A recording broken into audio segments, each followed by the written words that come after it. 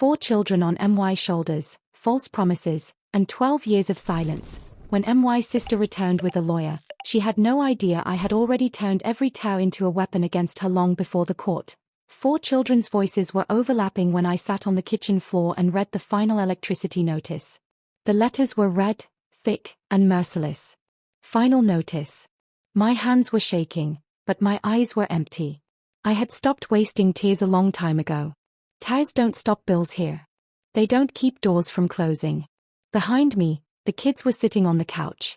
My oldest son stared at his homework page as if the answers might write themselves. The middle one played a silent game on his phone, volume off. My youngest daughter came close to me, stopped, as if she wanted to say something, then quietly stepped back. She had learned that some questions aren't asked at certain times. The phone vibrated. The name on the screen was Sarah. 12 years. I turned the phone face down. As if seeing the name alone was enough. Sarah was my sister. The sister who had stood at my husband's grave and said, "I'll take care of everything. You're not alone." I still remembered those words. I also remembered the silence that came after them. For 12 years, I worked 2 jobs. Grocery store during the day, nursing home at night. My hands always smelled like disinfectant. My back ached constantly, but a doctor's appointment felt like a luxury. The insurance card stayed in my wallet, unused. Rent went up every year. School forms, lunch money, shoe sizes, everything kept changing fast. Only my exhaustion stayed the same. Sarah called again. This time, a voicemail. "I'm coming back. I have a lawyer with me. We need to talk." Something cold spread through me. It wasn't fear.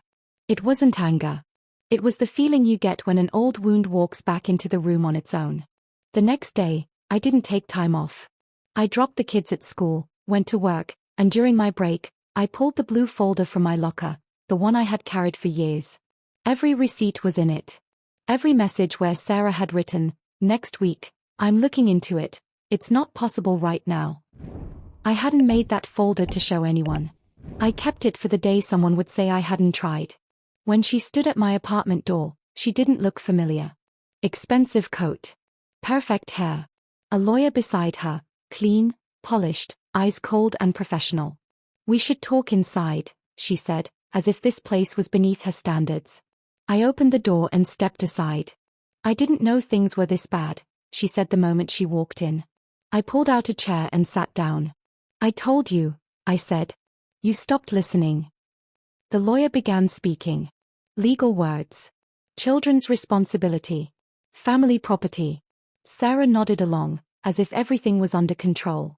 They both looked at me like I was a problem to be solved. I placed the folder on the table. Slowly. One paper at a time. Dates. Amounts. Messages.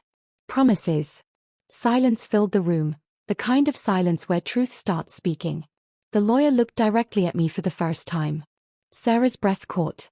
"Why are you doing this?" she asked softly. I looked toward the window. Outside, in the parking lot, my children were running after one another. Because I carried 12 years of silence. Not anymore.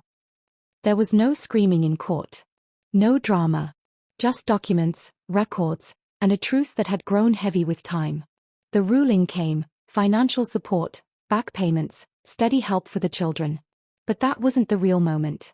The real moment was that night, when I told my kids we wouldn't have to leave our home. My oldest daughter looked at me and said, "Mom, you never lost, did you?" I didn't answer. I just held her. That night, I stayed awake for a long time, for the first time without fear of calculations. I did take revenge, yes. But really, I took myself back. And sometimes, without any grand miracle, placing the truth in front of the right people at the right time is enough. The years leading up to that moment weren't dramatic in the way movies show hardship. There were no big confrontations, no heroic speeches. Just ordinary days stacked on top of each other, heavy with responsibility. Mornings started before sunrise. Nights ended with sore feet and half-cold dinners eaten standing up. I learned how to stretch a dollar until it almost tore. I learned which bills could wait and which ones couldn't. I learned to smile in front of my kids even when my chest felt tight with worry. Sarah had left town soon after the funeral. She had talked about investments, about paperwork, about handling things. At first, she called often. Then less. Then only when I reached out. Eventually, not even then. Every message from her carried a promise pushed into the future. I stopped asking. Pride mixed with exhaustion until silence felt easier. The blue folder grew thicker each year. I didn't think of it as evidence back then.